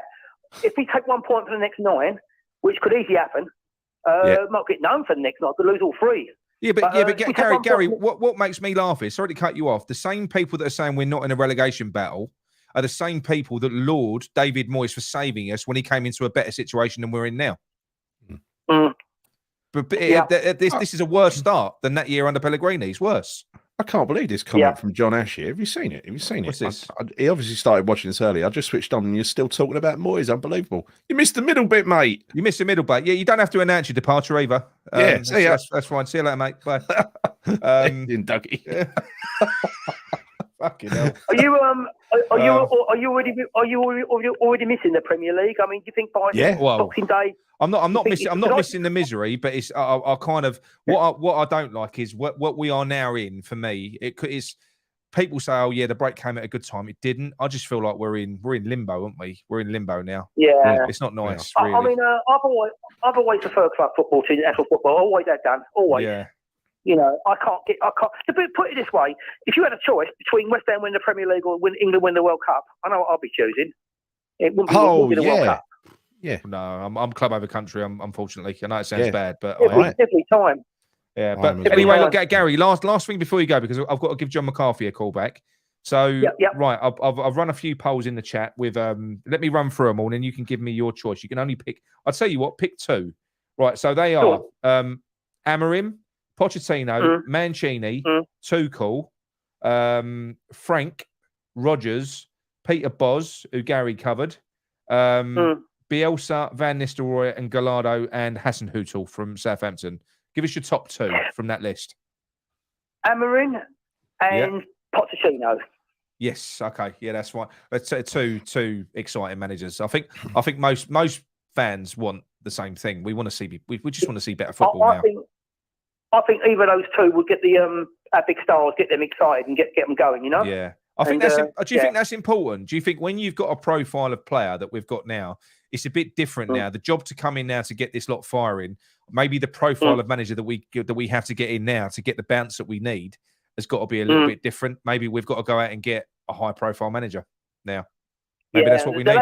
The guy, Amorim one. It does tick. It just seems to me that seems to be the guy. Yeah. I've got a feeling he would come in and be a breath of fresh air. Yeah. Because after all, I'm not being funny. I mean, Thomas Tuchel. I mean, would his style of play be what you want, Nick?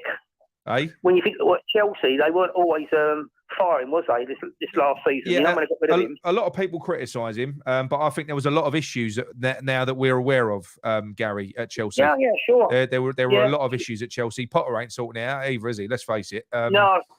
So yeah, I don't think. I mean, apparently, what happened when that new guy took over at Chelsea, he set up a WhatsApp group, and he started giving Tuchel tips on what sort of formations that he should play. And one of them, there was a 12-man formation. What the new American owner? The new American owner set up a WhatsApp group and started sort of directly giving him advice, telling him players that he should sign.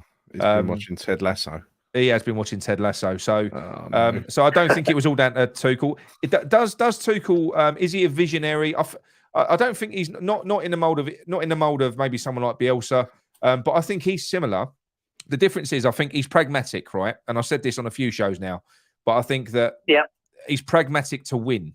So what Tuchel will do is he will devise a plan to win a game, depending on the opposition. He won't devise a plan to not lose the game, which is what David Moyes does. That's the difference. Wouldn't it be exciting if we got a new manager in before the Arsenal game? Amorim comes in. Oh, it'd be amazing. All these players that have been underperforming, all of a sudden start clicking. The cloud will lift. The cloud will lift if we go out and we get a manager like that. And do you know something? Even if we lost to Arsenal, Brentford, and Leeds, providing we saw signs that we had a manager who was trying to do something different, everyone would get behind that. They would. If we just saw something different, we saw flashes of brilliance. That's what we want to see. Yeah. And I'll tell you what else, Nick.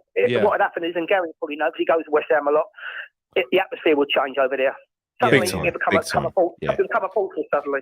Yeah. It only takes a little bit of excitement, doesn't it, Gary? Yeah. Just that little spark. Yeah. I know. Anyway, Gary, we're going to have to let you go, mate, because we're going to make another call. We're going to make another call. All right, that's a great show anyway. Keep it going. Thank you very much. Gary. Cheers, Gary. Thanks for the call in, mate. Take care, mate. Bye-bye. That's it. Two good callers. Yeah. Right, I'm going across the Irish Sea to John McCarthy, first time caller. I'll see if I can get through to him. Hang on. Calls to this number are barred from your phone. Clearly not. I'm sorry. Goodbye. John, phone in now, mate. When you're ready, give us a call now. I'm not allowed to phone out. The network won't allow me. So yeah, it's quite interesting that I think based on that, it's difficult. It's difficult to mark because I couldn't run a poll with everyone in one poll. You're restricted to 4 per poll. Yeah. Oh, here we go. Here he is. Caller. Oh. Sends it in towards. Oh, wrong one. Hang on, mate. Hello, John. Hello, John. How are you, mate? All right, mate. Hang on, because I've got lag on my laptop here. I'm gonna have to turn the volume down on this. Yes, How you doing, mate? bruv? Yeah, I'm very well, mate. Very well. Thank you very much for phoning in. I did try to call you back, but it wouldn't allow me. I know. I heard. This number are banned. That's why I sent you the text, brother. I knew you'd get stuck. No, that's fine. That's fine. How are you, mate? How are you? I'm all right, brother. Good. I've got 3 things I want to say. Go on. No, 4 things. Right? Oh, you really upset me the other day. I swear to God, I nearly had a bottle of Valley. A bottle of vodka next to me. I wanted to end me life. I have that effect on many people, John. That's fine. So depressing. Right, listen. Right, first thing, Harry Kane. Yes. Right, and Gareth Southgate. They're going to bang in trouble tomorrow, aren't they? Yeah. More than likely. Yes. Right now, what's going to happen? Is he going to get a red card as soon as he comes on the pitch, or what? I don't know. Oh, if he wears that captain's armband with the rainbow stripes on it, the LGBT thing. Yeah, because he's been banned by FIFA from wearing it. Can you believe that? Is he Is that what's happening? Is he refusing to take guidance? He's saying bollocks. I'm doing it. Is that what I don't know. But FIFA have banned him. Fair play to him if he is. Fair play to him if he is doing it. Him and Southgate have said they're both wearing the armbands. Right? Wow. Yeah. And that's going to be interesting. About 3 hours ago, FIFA said, "No, you're not wearing the armbands. You're banned from wearing the armbands. You can wear other armbands with all the other stuff on it." Like, well, let him kick us out of the competition. Let him kick us out of the competition. Yeah. He gets my But they're allowed to take the knee. Wear it. They're allowed to take the knee. Look, I think that's a bit of a pointless gesture anyway. To be honest, I think the wearing of the armband. But don't you think they're all pointless gestures when you're playing in a tournament that is being hosted where it's being hosted? I think when playing against opposition that we shouldn't probably be playing against. The LGBT thing, the local attitudes in Qatar to that. Yeah. So wearing the armband and showing support when look, there are a lot of people, a lot of footballers who are gay and they can't come out. Their career would be over if they came out, right? Sadly. Wish it wasn't like that, but it probably is. So there's apparently 2 openly gay footballers. Is it in the England squad? I don't know, but anyway, that was nonsense that was going around on WhatsApp. There was a lot. This is a lie, by the way. But I've had all the WhatsApp messages. It was Reece James and Mason Mount. Right. There was photoshopped images of them 2 together in a. Yes, so no, it's not. Okay. It might be true, but that rumor has stemmed from a bullshit WhatsApp thing. Anyway, look, if he wants to do it, if he wants to wear it, he gets my support. And if we get kicked out of the tournament, he gets sent off. That's going to spark a massive incident in it. Yeah. It will. But there's going to be many incidents. It's easy for me to say in this World Cup, anyway. Yeah. But what do you reckon, John? Do you think it's the right thing to do? Do you reckon they should do it, or do you reckon politics should be kept out of football and they shouldn't really be treading on toes? Yeah, politics don't belong in it. But Infantino today, what he said on the telly, I'm gay, I'm a migrant. I know. Stomach churning, wasn't it? I mean, if he's going to get political, let the players get political.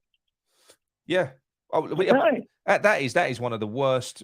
It's the most cringy moments I think I've ever seen. I mean, it was just offensive. It was offensive, right? So bad, wasn't it? Yeah. Sorry, Jonathan. I'll hold back.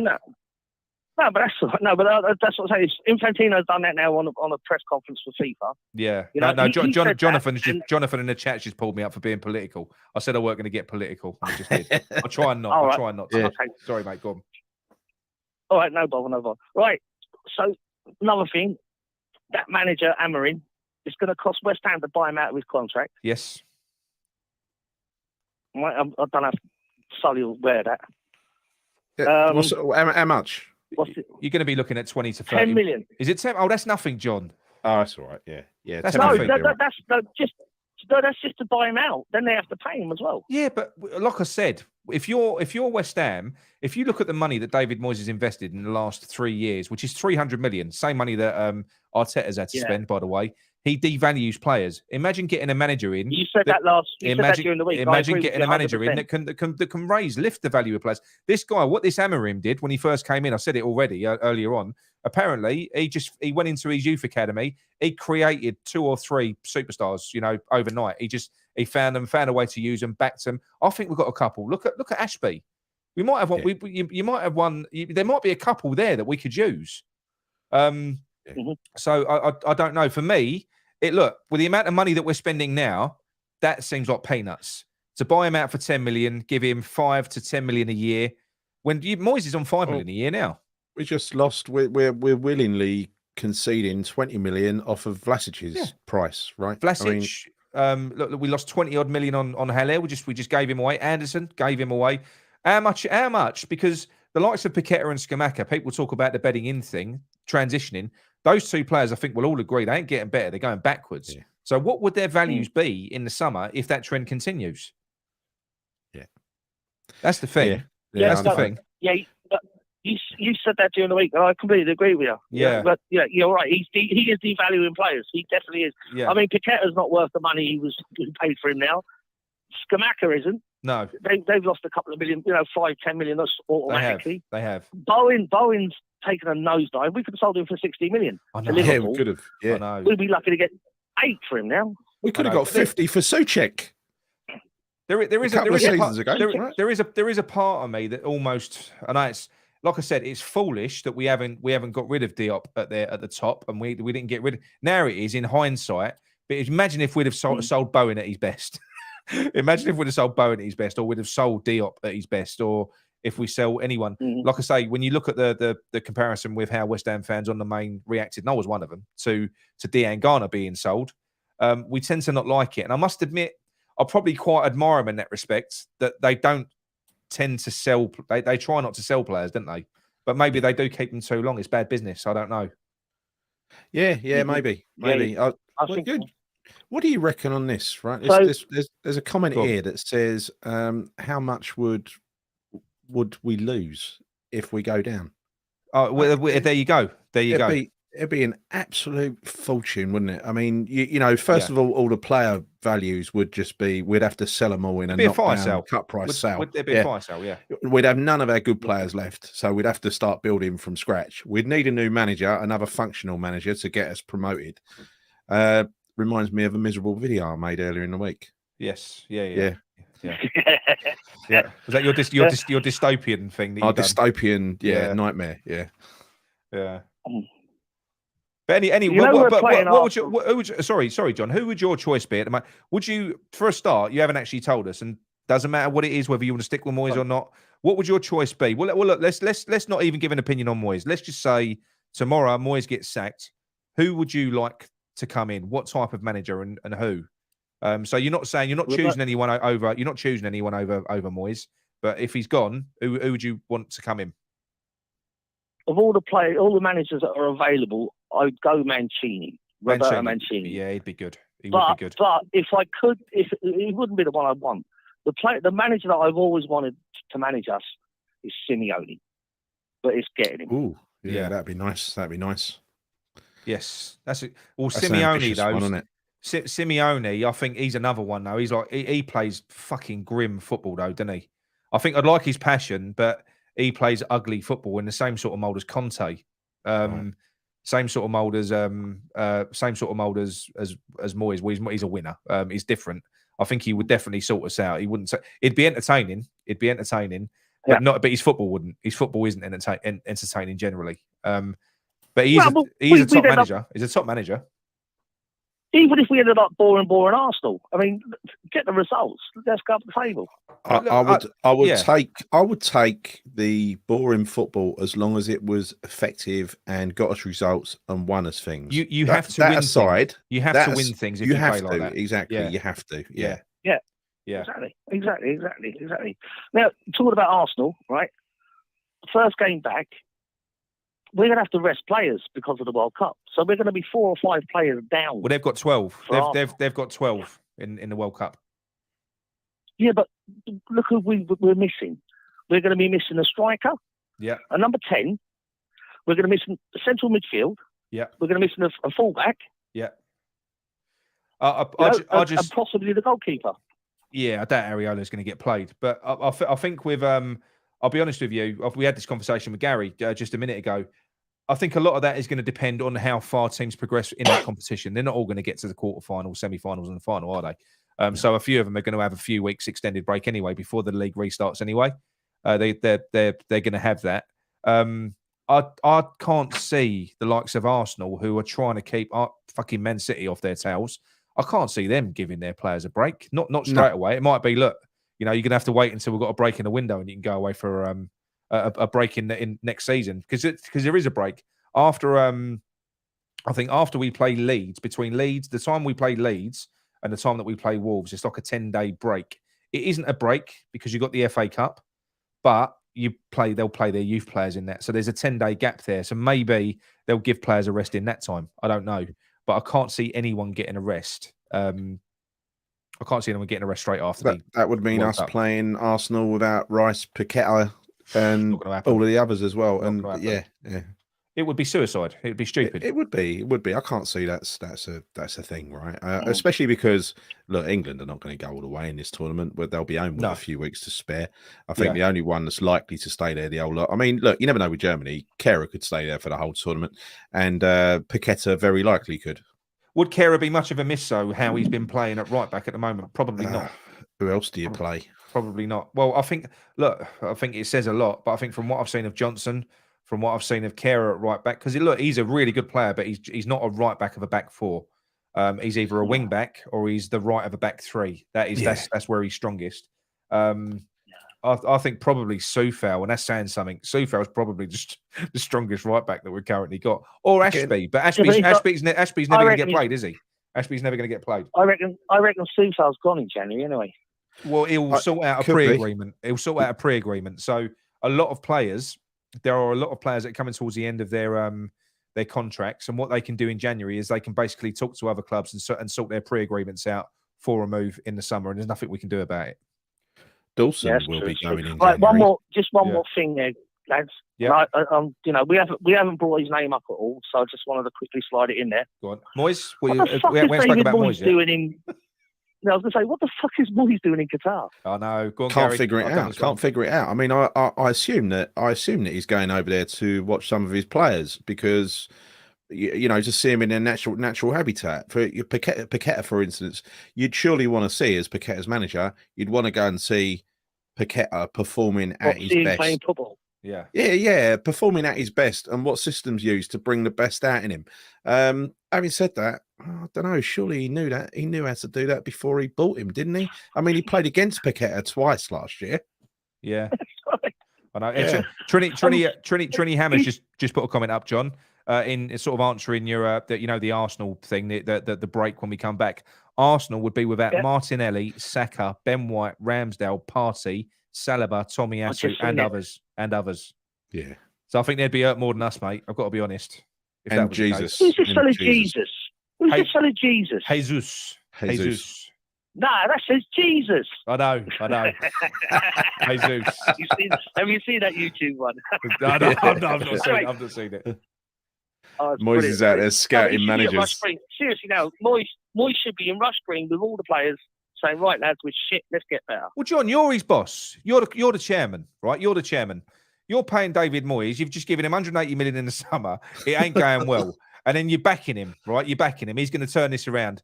And then David Moyes, whether it's a pre-agreed position that he had in this tournament or not, he comes to you and he says, boss, I know, I need to sort things out a little bit, but it's all going to be good. We'll send the players away for 2 weeks. I'm going to go after the World Cup for 6 weeks. What's your response going to be to that, John? It'll be starts with F and ends in F, 2 words. Exactly. Now, I think this is what Jonathan's just said here. I think that is what Moyes is doing out there. He's actually working. He's doing a different job. Yeah, he's working. He's doing some sort of consultancy role for FIFA. I'm sure he's. That's what he does. They said the other week he was working alongside a fucking bit of a misfit. This is alongside the PSG manager and someone else as well, like 2 elite managers. I thought a little bit out of place. Perhaps he's getting the tea. Yeah, maybe they'll tap him up for ideas. Yeah, or lack of. Yeah. But anyway, John, have you got any other? I'll tell you what. Oh no, you've already answered the manager question. What do you reckon is going to happen though? So let me ask you a different question. So obviously, going back to the start of the video, Gary mentioned, and if this is the official line from the club, is that he's got 3 games. I'm not so sure. I don't think that's the case at all. I think if they can get a replacement in, they'll get a replacement in, and I think they're going to be looking. What do you think is going to happen? Do you reckon he'll be here? They'll give him the 3 games, or do you reckon if they can get a manager in over this break, he'll be gone? Do you know what? Now, right? Okay, it depends on who you're talking to. Yeah. In the boardroom, because who's running the boardroom now? Is it there's 12 of them now. It's a 12-person board. Yeah, there's the bank in there. There's JP Morgan in there. Yeah. You've got Sully and Gold. Yeah. You know, I don't know. It depends on who you're talking to. I mean, if it's Sully, he's going to say, no, keep him. He's done all right by us. Yeah. And he's only £5 million a year. Yeah. Yeah. If it's Kretinsky and the bank, they're going to say, well, this has been going on for 12 months. We haven't won a game since Liverpool. Yeah. You know, a decent game of football since Liverpool, which is 12. No, it's over 12 months now. It was November, wasn't it? So yeah, there is 12 months. We haven't won a decent game of football in 12 months. He's on a downward slide. Yeah, he shouldn't have been here this long. Ship him out, get somebody in. Yeah. But that's what I think. So I'm on the fence with him myself. Yeah.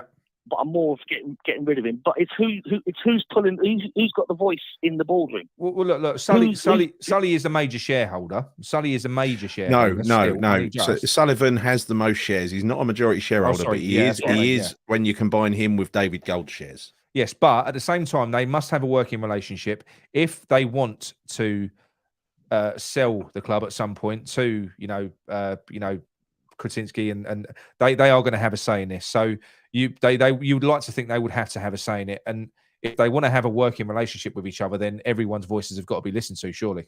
Yeah. You know? Yeah, that's what I mean. So we're not a fly on the wall. We don't know. They shut up shop pretty much in the boardroom. We used to hear everything that was going on in the club. I know. Sully Jr. was all over Twitter telling everybody everything. David Sullivan and David Gold were telling us who we're signing. I mean, you don't see David Gold on Twitter no more. So no, and I thank God. It's all gone quiet, so we don't know what's going on, and that's annoying for me because I'm in the dark and I don't like that. But it could be a good thing because nobody else knows what we're up to. Apparently, David Gold is very ill, old and frail now. Yeah. Right. You've only got to look at him. So I don't. And to be honest, he did come out with some tripe. He makes some ridiculous mistakes as well, doesn't he? Yeah. Well, he uses Twitter like an 80-odd-year-old, like he is, right? He is. I know. So I'm not going to. One question for you, Gary. Sorry, not Gary, John. One question for you. Well, that we asked Gary earlier, and that is 3 games. The next 3 games. How many points are we getting? Absolutely done. I don't think so. I don't think none, yeah. No, I said 1. It ain't going to be Arsenal, even though you're saying that Arsenal are going to be short more players than we are. Okay, yeah. Well, I don't think they will be. We can't win a game of football. We couldn't beat Blackburn B. Palace, they spanked us. Right? Yeah. We played Blackburn's reserves. I know. Yeah. They spanked us. Yeah, I know. We can't win a game. Yeah. You know what, John? You don't sound like you're on the fence. It sounds like you want to be on the fence, but you're not. Yeah. And I've got a soft spot for Moyes. Nick's pulling you down. Nick's pulling you down to his side. He's pulling you down. You know. Yeah. By the way, Dougie Montana says, "Where's John the cabbie tonight?" Yeah, he called in unwell. sick. He's got a cough. He's sick. He's poor John. Get well, Virgil. He's got a cough, so he'll be back. He'll be back when his tickle's gone. Fucking lightweight he is. Probably out in the booze last night. Yeah. That's probably what it was. Yeah, he's been on the piss. Yeah. He's got a hangover. Right, that's it for me anyway. Right. John, unless you want to ask me anything else. No, I think that's it. That's it from us. We'll put the number up, see if anybody else wants to call in. We'll probably take one more call after Nick, this one. I'll email you the bill for the call, all right? Yes, thank you very much. Thank you very much. John, that was a great call, mate. Make sure you call back in. Cheers, John. Cheers, brother. Thanks, mate. God bless. Bye. Bye. Good caller. Yeah, he was. So, Mandy reckons we're getting 3 points. Black Country reckons we're getting a big fat 0. Let us know, all the others who are in the chat out there, how many points are we going to get from those 3 games? I've gone 1. Nick's gone 0. John's gone 0. What did Gary go? He went 3, didn't he? I'll tell you what, here's the other thing as well, Gary, just quickly. Yeah. If he's got these imaginary 3 games that they've apparently given him, but we lose, we get battered against Arsenal and we lose to Brentford, does he get the Leeds game? No, not in my mind. Freshfielder's gone 9.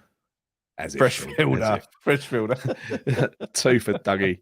Trini Hammer's gone 6. Ever the optimist. 1 point. Lawrence. Yep.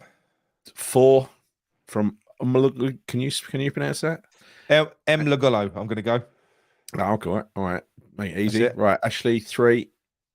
CM 0. There's a lot of optimism in here. Russell Taylor. There is. Right, Russ 9. 2. 0 from Steve Hughes. There's a lot of 3 optimism until after the Arsenal game, and then that from optimism will dissipate very, very quickly. Yeah. Mitchell. I don't know. Yeah. Andy Armit, 1 point if we're lucky. Well, Yeah. it wouldn't be lucky, would it, Andy? 0 from Dan. Kretinsky must have influence in the boardroom. Yeah, I think they have influence. It's just that and I know that they do. If it comes down to a vote, if it comes down to a vote, yeah. Gold and Sullivan will team up with each other, and they will have a majority between them. Yeah, right. Don't think we've beaten. Yeah, that's right. Actually, we haven't beaten Arsenal in bloody ages. They are our bogies, even when they've been crap. Right. Listen. Moyes has never beaten Arsenal at Arsenal. Has he not? Ever, anywhere. Me and you went there last year. That's where I infamously got coined, wasn't it? Yes, so, it was, yeah. 0. That was a bad night, wasn't it? I know. 1. I know. Russell Taylor's come back. He's jesting. We're going to get fuck all. Yeah. 2 with 2 draws. That's possible. That's possible. That's not good enough, though, is it? So yeah, look. I think anyone else, if no one else wants to call, I think we're sort of close to wrapping up, aren't we? Yeah, I think we'll wrap it up. That was good. Yeah. I weren't expecting this many people to watch, to be honest, because like I say, it's I think the World Cup has sucked the life out of a lot of people, but it will get. I'm sure it will get better. I'm sure I'll get more into it as well as the tournament goes on. Yeah, I agree with Kent there as well. Well, I don't agree with Kent in saying. I think Kent's being optimistic, saying one from Arsenal and Brentford, but then he's gone because there's 5 days. But I don't think we'll get anything from Brentford, Kent. I really don't. I can't see it. It's because apart from anything else, that's going to be the game where the frustrations are really going to come out. So we would have to come out quickly and get a goal or put a performance in. Otherwise, John, aka Virgil, the sick note, the cool name of the cabbies. Yeah, he's got a calf strain. He's got a calf strain at the moment. He doesn't come on here unless he's feeling 100% fit. That's the problem with John. That's it. I know. He gets a lot of groin strains as well, which apparently that is the one injury which can't be verified by a physio when you get a groin strain. Is it really? That's the mystical one. That's what a lot of sick note players, that's what they get. They get a lot of groin strains. Oh, okay. Yeah. So if we get 0, we're in a relegation battle. Yeah. Oh, we are. That's it. Cheers, Black Country. Thanks everyone. Good show. A bit more relaxed. Yeah, I think we're done. And so what we're going to do? We've got England Iran tomorrow in a big game. We'll see what happens. Right? Do you want to do a post-match show after that one? We'll do a post-match review, just a quick half hour in the evening. Hopefully, there's something to talk about. Yes. Wouldn't it be good if it's an eventful 90 minutes and it gives you loads to talk about? Yeah, I think it will be eventful. It's probably there'll be lots to talk about. I imagine, even if it's not on the pitch. As Harry Kane's taken hostage for wearing an armband. All right, brilliant. Dear. All right, okay. Thank you, everyone. Thanks for a very good show. Quite, like I say, a lot more laid back. This one. My blood pressure's definitely sort of settled down. Not having West Ham playing definitely kind of it levels me out a little bit. Yeah, it does. Okay, right, everyone. See you later on. Come on, your wines. See you later. Come on, your wines.